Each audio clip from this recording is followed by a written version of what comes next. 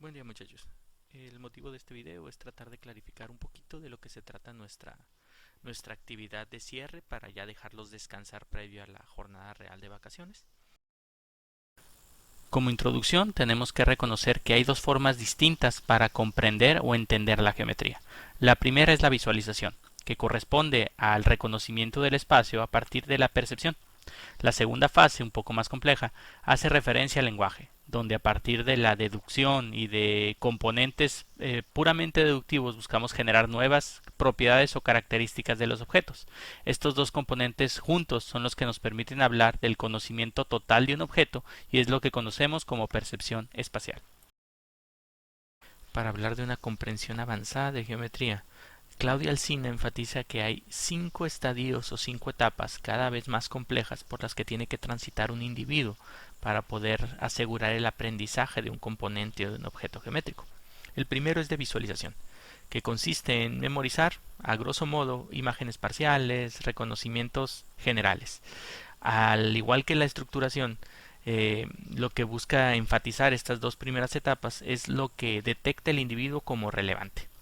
Posteriormente, necesitamos una fase de comunicación, donde el individuo necesita traducir lo que ve y compartirlo con otros. Aquí es donde empieza la parte que sigue siendo individualizada, pero es compartida con el público. En el caso de la traducción, nosotros lo que buscamos es que sea capaz tanto de, a partir de un intento de definición, pueda generar una forma, o a la inversa, a partir de una forma puede intentar definirla por las características esenciales, pero la esencia es comunicar. Las últimas dos etapas, que son las complejas, tienen que ver con la determinación y clasificación. Cuando hablamos de ambas, el énfasis es en la organización de la información. En la primera nosotros determinamos cuáles son los aspectos que definen a los objetos y en la última fase nosotros estamos interesados en agruparlos en categorías comunes. La actividad consiste en el análisis de actividades de geometría que aparecen en libros de texto de educación básica, los cuales se los voy a compartir yo con antelación. En concreto, de lo que se trata es que elaboren un video que va a ser evaluado por sus compañeros, donde incorporen los elementos que propone Alsina para organizar la estructura del estudio en geometría. Una vez completado el video, lo vamos a compartir y vamos a tener la responsabilidad de evaluar lo realizado por el resto de nuestros compañeros. En un intento de clarificar los componentes del video, pues vamos a tratar de hacer un ejercicio con lo que ya trabajamos en la clase de geometría. Primeramente, la actividad inició con un concepto genérico que aparece en la RAE sobre qué es un cuadrilátero. Y todo eso se concluyó con una tabla donde identificábamos cuáles eran las características de las diagonales. Entonces, una pregunta para todos. ¿Podrían recordar cuál fue la transición y cómo aparecieron los componentes de Alsina durante el desarrollo de nuestra clase? Un primer ejercicio individual y les doy 10 segundos. La primera tarea consistió en que, de manera colectiva, todos aportaran dibujos o bosquejos de cuadriláteros que evocaran. Entonces lo que hacían de manera implícita era compartir sus experiencias de visualización y además sus primeros intentos de estructuración. ¿Por qué? Porque a final de cuentas no nos clarificaban qué aspectos eran relevantes. Eran contadas las experiencias donde nosotros compartíamos información. Simplemente pasaban a ser los dibujos asociados a la actividad solicitada. La siguiente tarea consistió en definir la familia de figuras que tenían características comunes. Entonces la esencia era tratar de reconocer cuáles tenían algunos aspectos o propiedades que podrían compartir con otras de las figuras dadas y reducir la cantidad de bosquejos a la cantidad mínima.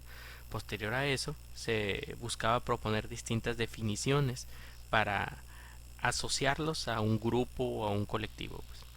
Lo que quisiera destacar no es tanto el producto, porque hubo muchas definiciones muy ricas, sino la esencia, pues. Lo que pretendemos aquí es el ejercicio ya de traducción, pues, donde ustedes están obligados, hasta cierto punto, a empezar a compartir verbalmente las características de los objetos, pues. Y además, algunos rasgos de determinación, porque a partir de compartir información y contrastarla con la de sus compañeros, empiezan a delimitar cuáles son los alcances reales y por ende a hacer más finas sus definiciones.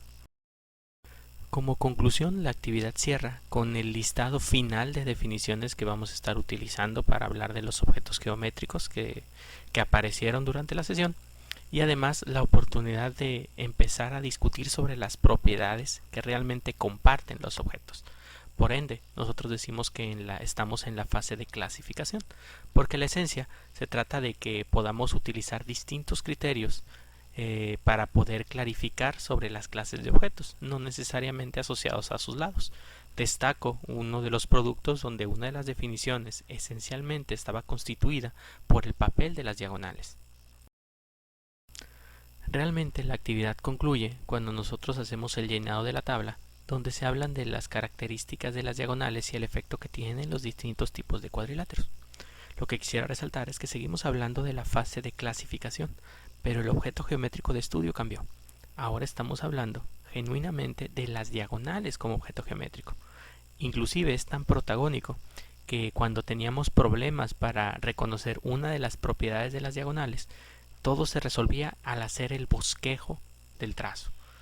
Una vez concluido ese bosquejo, que algunos los hicimos en GeoGebra, nosotros podíamos visualizar, podríamos determinar, traducir y pasar por todos los estadios que Ancina menciona.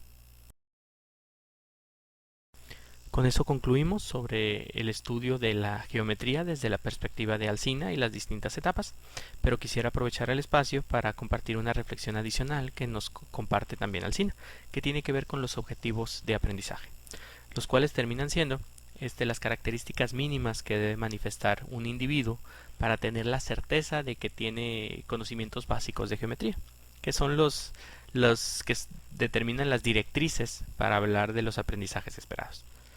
Bueno, en el caso de nuestra actividad podemos resaltar que conceptualmente se trabaja sobre distinguir figuras planas, describiendo elementos y ciertas características y relaciones, todo mediante un lenguaje pertinente. Desde el punto de vista procedimental, la intención era sistematizar y clasificar distintas figuras, además de expresarlas en distintos lenguajes. En nuestro caso fueron las mismas figuras o símbolos y algunas expresiones verbales. Además teníamos la intención de clasificar y ordenar figuras, todo eso mediante el uso de métodos inductivos y deductivos. Para estar en condiciones de poder hablar de los objetivos de aprendizaje, en este caso de enseñanza de la geometría, también se agrega como parte del material de apoyo un documento titulado Finalidades y Objetivos en la enseñanza de la geometría, ya que necesitan como parte de los criterios de evaluación poder tener mayor claridad sobre cuáles son los objetivos del estudio para distintas edades o niveles educativos. Esto es desde una perspectiva global y no quisiera que nos limitáramos exclusivamente a los aprendizajes esperados que se comparten en los libros de texto. Una vez concluida la lectura del documento de finalidades y objetivos de la enseñanza de la geometría, lo siguiente sería elegir la temática de interés. Lo que hice es compartir un banco de actividades de 3 libros de texto de secundaria para que ustedes puedan analizar la información, consultarla y elegir en la que se sienten más cómodos. Lo que quisiera enfatizar es que dentro de los paréntesis se indica el ciclo escolar al que pertenece, por mencionar alguna. Si aparece entre paréntesis un 2 significa que es de segundo año y así para todas.